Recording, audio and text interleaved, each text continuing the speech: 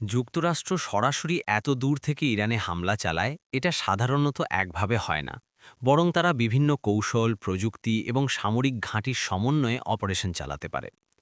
যুক্তরাষ্ট্রের কাছে এমন অস্ত্র আছে যা হাজার হাজার কিলোমিটার দূর থেকেও আঘাত হানতে পারে, যেমন B-2 বা B-52 বোমারু বিমান।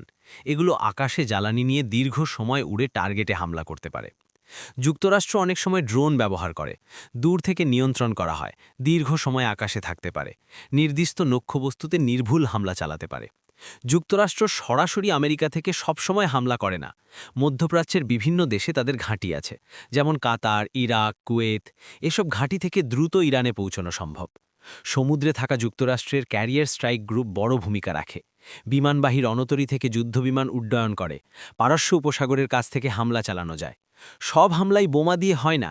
সাইবার আক্রমণ, গোয়েন্দা তথ্য দিয়ে ভিতরে দুর্বলতা তৈরি করা।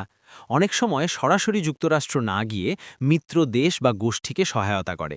অস্ত্র, তথ্য, প্রশিক্ষণ দিয়ে পরোক্ষভাবে হামলা পরিচালনা করা হয়। যুক্তরাষ্ট্র দূর থেকে হামলা চালালেও আসলে তারা কাছাকাছি ঘাঁটি এবং উন্নত প্রযুক্তি, ড্রোন এবং নৌবাহিনী এই সব মিলিয়ে অপারেশন চালায়।